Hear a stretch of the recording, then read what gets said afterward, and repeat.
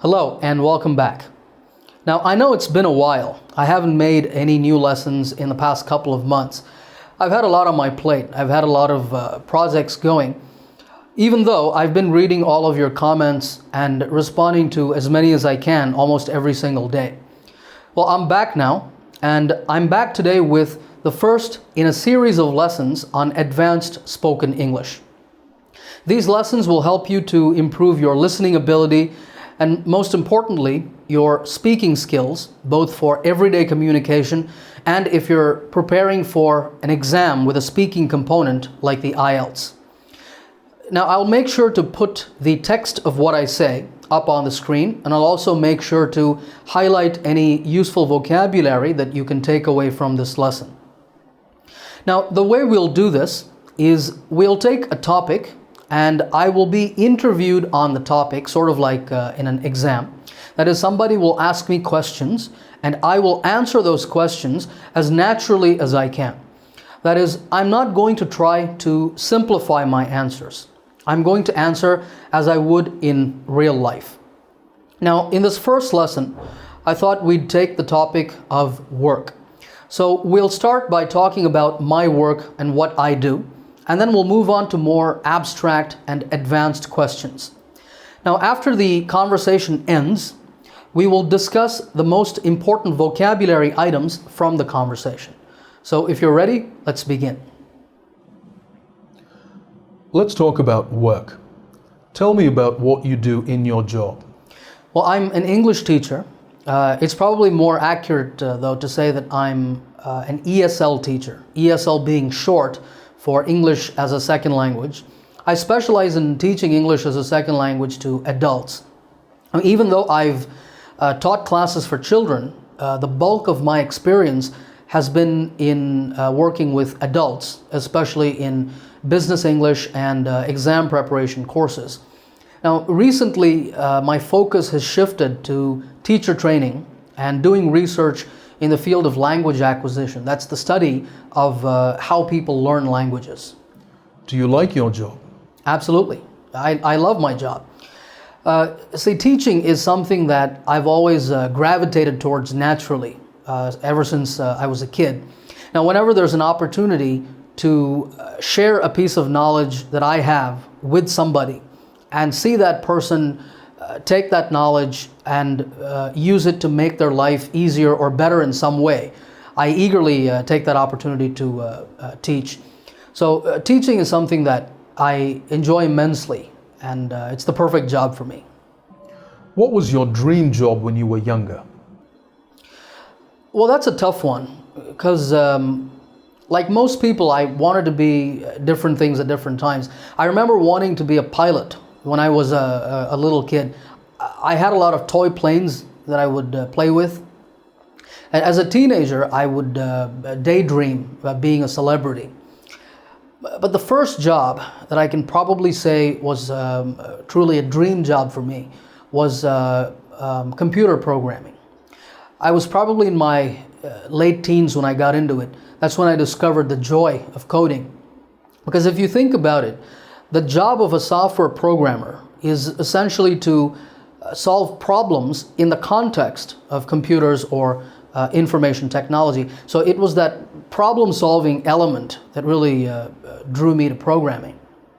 Now, even though I ended up becoming a teacher, I still see my present job as a series of challenges that need to be overcome. And that's really what keeps me going. Do you think most people work in jobs that they love?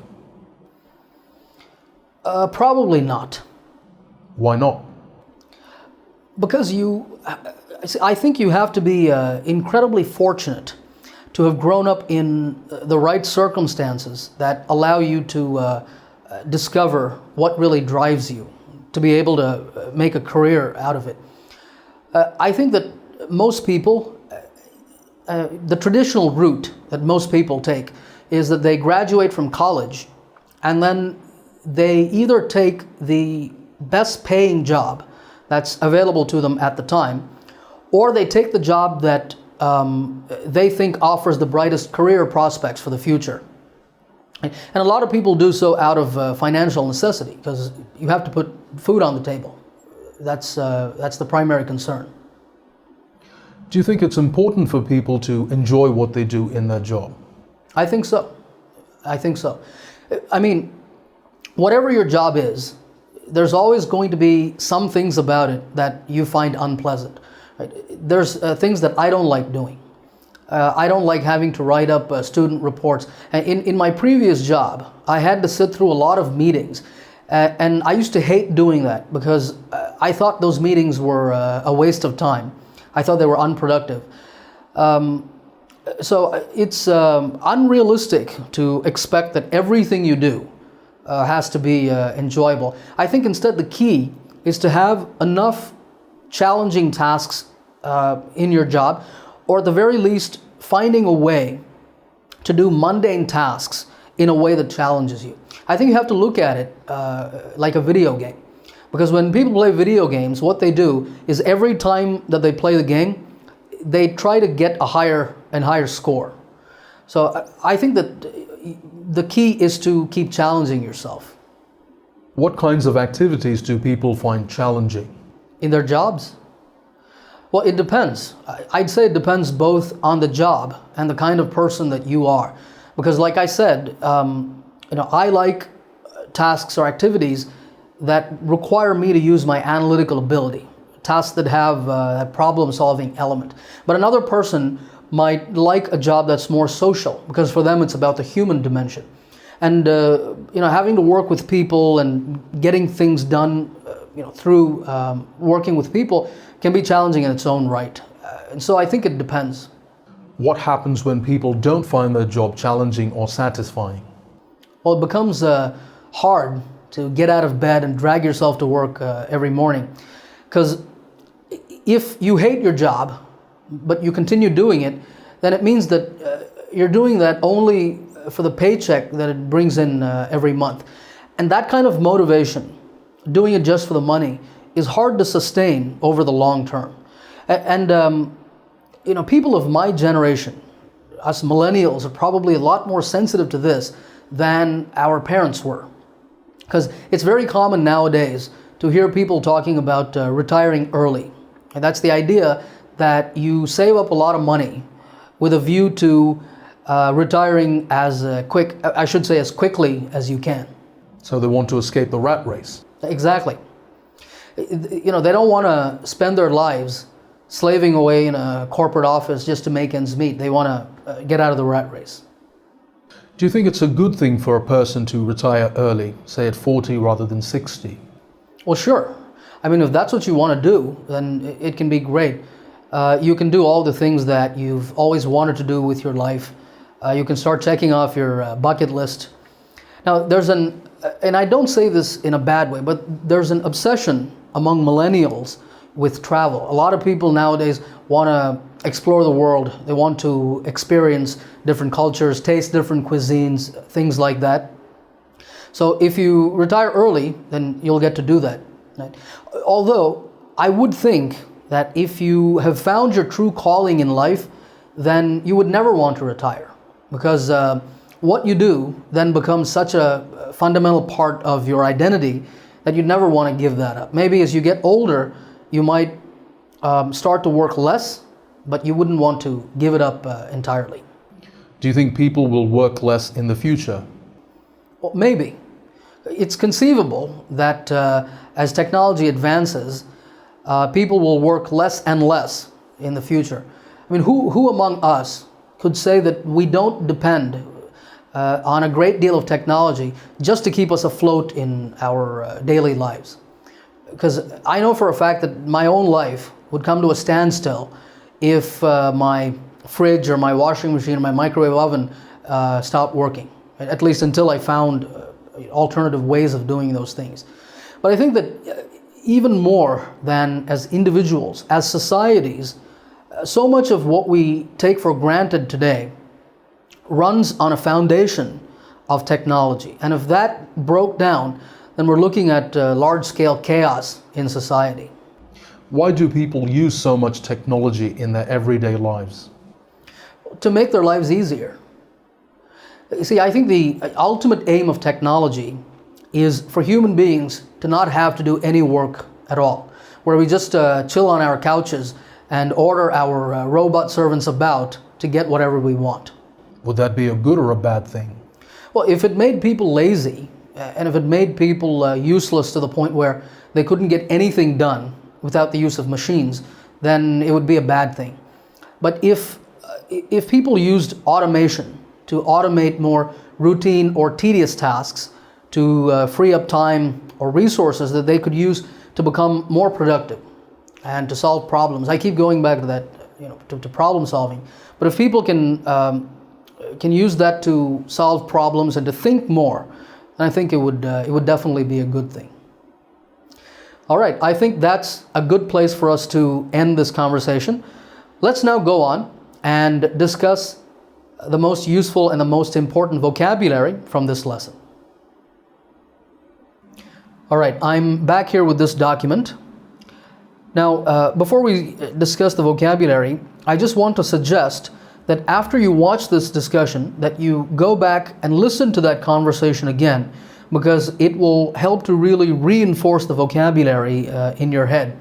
And another thing you can do as you rewatch the conversation is you can pick particular sentences and practice saying them after me, because that will help you to improve your pronunciation. Now, I'll make sure to make this document available for you to download. I'll put a link in the description. I'll also include the entire transcript of the conversation so that you can read it in your own time. Okay, let's discuss the vocabulary now. Item number 1 is to gravitate to or gravitate towards. This means to be attracted to something. STH means something. So to be attracted to something or to move towards something. And this expression comes from the word gravity, and how in physics, two bodies are naturally attracted to each other. This is the sentence that I said in the conversation.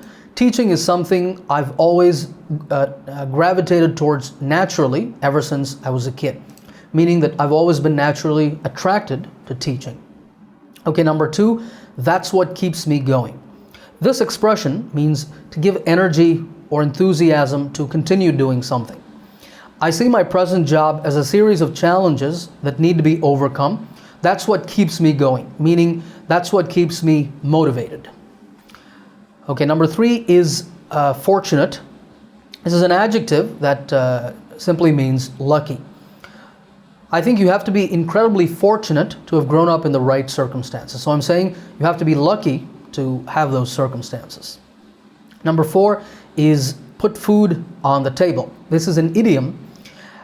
It doesn't refer to actually putting food on the table. It just means to provide food and other necessities for your family.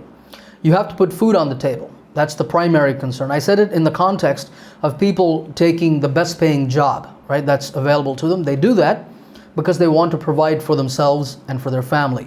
They want to put food on the table. Number 5 is unproductive. This is an adjective, and it means not producing much, not giving benefits or results. I thought those meetings in my previous job were unproductive. I thought they were a waste of time because they weren't very useful. In the interest of consistency, I'm just going to make this a lowercase n, because everything else here is lowercase. Okay, let's move on to number 6. Number 6 is mundane. It's pronounced mundane. Mundane is an adjective that means ordinary or routine, and because something is ordinary or routine, it's uninteresting or boring. The sentence from the conversation is you have to find a way to do mundane tasks in a way that challenges you. All right, number 7 is the expression with a view to. This is an idiomatic expression, and it means with the aim of. It's the idea that you save up a lot of money with a view to retiring as quickly as you can. That is, with the aim of retiring as quickly as you can. Number 8 is rat race. This is quite a popular idiom, and it refers to a lifestyle in today's modern world in which people constantly compete with each other for money and power, especially in their careers, in their work life. So this refers to how people in today's world are engaged in such competitive jobs, even to just provide for themselves and for their family. So the sentence is, they want to get out of the rat race. Now here, they refers to millennials. If you remember from the lesson, the word millennial refers to people who were born between the year 1980 and 2000. That's what I meant when I said millennials, the millennial generation. Now, myself being born in the 1980s, I'm a millennial. Okay, number 9 is slave away. This is another idiom, and it means to work very hard for little reward. They, again millennials, don't want to spend their lives slaving away just to make ends meet. So they don't want to work very hard just for little reward. Now, if you're wondering what make ends meet means, that is our next item. To make ends meet is one more idiom. It means to make just enough money to buy food and other basic things. They don't want to spend their lives slaving away just to make ends meet. Okay, let's move on to number 11. There are 2 items in number 11 because they're so connected in this context that I didn't want to separate them. The 2 items are check off and bucket list. To check off means to mark something as correct or finished, usually a checkbox. A checkbox is a little square box that you can tick. You find it on forms and on websites. So if you check off a checkbox, it means that you mark it as correct or finished. A bucket list is a list of things you would like to do before you die. Now, some people say, I'd like to visit this or that place at least once in my lifetime, or I'd like to go skydiving or surfing at least once before I die. So the sentence is, you can start checking off your bucket list, meaning that if you retire early, you can start doing all those things that you want to do. Number 12 is obsession. Obsession means you're always thinking about a particular person or thing. There's an obsession among millennials with travel. Okay, number 13 is calling. It's often accompanied by this word, true. We say, this or that job is my true calling. Or we talk about finding your calling. Your calling is the job that you were born to do, that you were destined to do. I would think that if you have found your true calling, then you would never want to retire. That is, if you have found the job that you were destined to do, then you would never want to give it up. Number 14 is great deal. This idiom has nothing to do with business deals. It simply means a large amount. Who among us can say that we don't depend on a great deal of technology, that is, a lot of technology, to just keep us afloat in our daily lives? Afloat is an adjective. It means floating on water and not sinking. So as we saw in the sentence from the previous example, I said, who among us can say that we don't rely on a lot of technology just to keep us afloat? I'm not actually talking about floating on water here. I'm saying that if that technology stops working, then the consequences can be disastrous. Almost as if we would sink in the burden of our daily lives. All right, number 16 is come to a standstill. This means to stop completely. I know for a fact that my own life would come to a standstill if my fridge or my washing machine stopped working. That is, my life would stop completely and I wouldn't be able to do anything. Number 17 is take for granted. This is a popular idiom, and it means to think that something will always be available. And because you think something will always be there, always be available, you don't appreciate it fully. So much of what we take for granted runs on a foundation of technology. That is, a lot of the things that we think will always be there in society. Those things actually run on a technological foundation. The word chaos is a state of total confusion and disorder. If that foundation of technology broke down, then we're looking at large-scale chaos in society. A lot of confusion and disorder because nothing would be working in society. Number 19 is chill or chill out. This means to relax. The ultimate aim of technology is for humans to chill on our couches and order our robot servants about. Any Jetsons fans here? All right, number 20 is free up. Free up means to make time or resources available for use. If people use automation to automate routine or tedious tasks to free up time and resources, then they could become more productive and they wouldn't have to spend a lot of time doing the same tasks over and over again. All right, that brings us to the end of our vocabulary discussion. Again, I'd like to remind you to go back and watch the conversation again so that you reinforce all this vocabulary. You can also download this document from the link in the description. If you like this lesson, let me know, and let me know if you want me to make more lessons on advanced speaking. I hope you enjoyed this. Make sure to like and subscribe. As always, happy learning, and I will see you in another lesson soon.